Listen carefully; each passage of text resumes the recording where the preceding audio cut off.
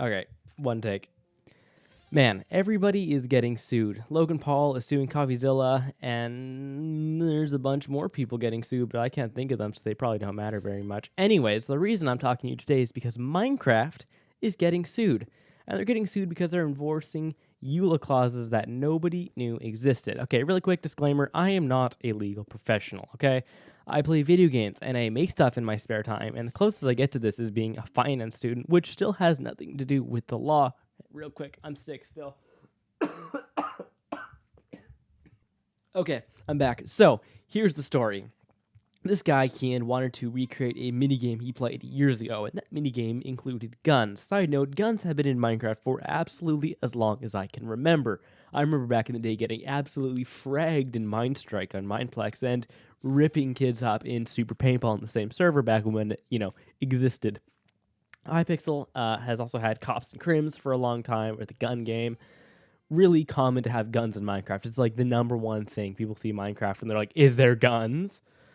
Anyways, so when someone like Kian or other server owners who have servers with guns in them spend hundreds or thousands of dollars working on gun-based minigames for servers, they are expecting nothing to go wrong. Now, imagine how surprised they must be when servers with guns start getting heat from Mojang's TOS enforcement. TOS enforcement, basically they're hired goons to go beat up dudes over the internet. The way Mojang justifies all this heat is with their adult content clause, saying, do not do anything that would harm or damage our name, brand, or assets. For example, gambling, spicy adult videos, violence, terrorism, or other unsafe/mature content. So you might read that on a surface level and think, that's fair.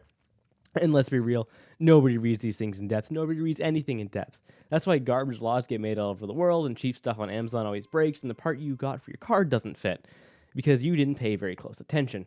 But, like evolution, things start breaking down when you rub some brain cells together. When organizations don't have a good reason to ban something that they don't like, they usually leave things open-ended, like Microsoft does here, saying, or other unsafe/mature content. In other words in this clause and the previous clause have definitions such as mature, obscene, and unlawful. But how do you define safety? Because safety is completely relative. They actually say that, Microsoft says in the TOS that servers must be suitable for children. So children's games with guns aren't suitable for children then, by that logic, because guns aren't suitable for children, apparently, according to TOS enforcement. But also, zombie movies and TV shows like The Walking Dead must be completely fine for children, because there's zombies in Minecraft, which can only contain something suitable for children, because otherwise that's against TOS. You're starting to see how this logic doesn't quite work. Some parents would actually argue Minecraft has unsafe mature content besides zombies, because Vexes are essentially little demons that kill little kids. Kind of scary. You also might argue that all of this is just my interpretation, but that's the point. It's left up to interpretation, and Mojang reserves the right to interpret anything they want, however they want, especially if they don't like it. So, in Kian's video, which I will link below, he shows an email from Mojang enforcement to the Grand Theft Minecraft server team where they say in no concrete terms that semi-realistic firearms are acceptable for now. I'm paraphrasing it, but that's the gist of it. So if guns aren't very realistic, like in other certain games, they must be fine. So Mineplex had paintball, but that would be okay because it was just various shovels and hoes. But Minestrike would be bad because that's semi-realistic, or is it good because it's not too realistic? Again, Mojang is hiding behind very vague wording to let them justify getting rid of whatever they want. So Kian goes over this and a bunch of other stuff, which is all essentially not legal in Sweden because Mojang is based in Sweden, and Sweden has consumer protection laws because they want to protect European consumers, and the EULA for Minecraft isn't actually a legitimate contract because it doesn't meet the consumer protection requirements. So the whole story in a nutshell is that Minecraft has been pushing the boundary with what they can and can't legally include in the TOS and the EULA, and they just so happen to try and pull the stunt with the wrong guy. And that guy got legal advice from a real European Union lawyer, which I am not, and this video is not professional opinion of a lawyer, and the European Union lawyer to sue Mojang while he can. And while this is just starting to blow up in Mojang's face, they tried to calm all the big players down, all the big content creators, and they sent them some stuff with the new stuff, and they said, actually, you can't tell anyone as well, we're going to make you sign this NDA. So now you know how all this works, but you can't actually show anybody. That's kind of a weird thing to do. Anyways, because the best recourse is to sue Mojang, this guy, Kian, needs a lawyer. But essentially, Sweden's version of a public defender is very expensive or very inexperienced, and the government doesn't care about block game drama. Essentially, Kian doesn't want to let Minecraft just get away with this because nobody has the means to prosecute them. So he has started a GoFundMe for the legal fees to at least take a crack at Mojang and try to get them to enforce this. So here's where I weigh in. This is what I think. I'm not necessarily telling the story anymore. The truth is, in these corporate situations, companies will do whatever they need in order to increase the bottom line. Microsoft and, to an extent, Mojang have been doing this since they were started.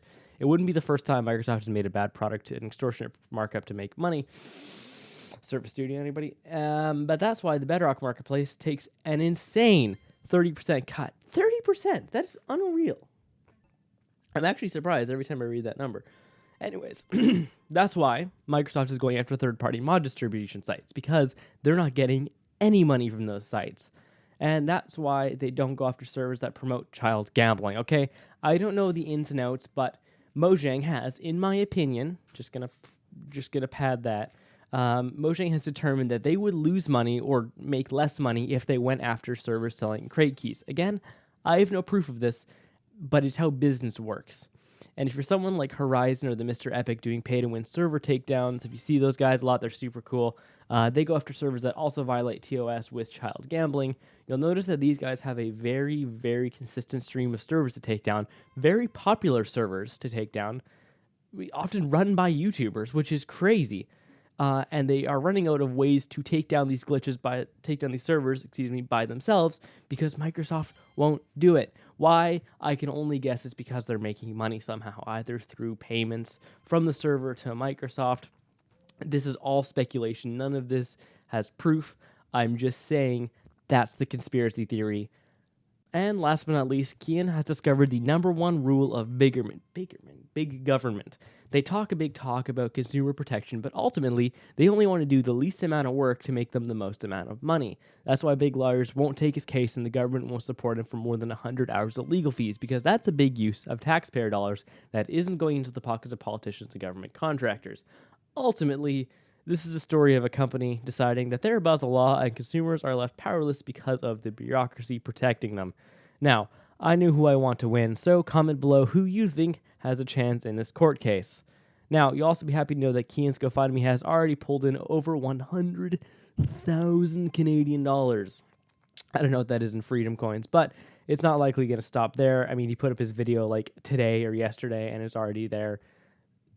It's big, guys. This is going to be important. So I've linked the GoFundMe in the description.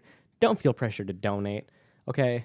I get it. Times are tough. If you have the means and you want to stop Microsoft from encouraging law breaking and protecting child gambling, then maybe that's enough to motivate you, or it isn't and you just like block game.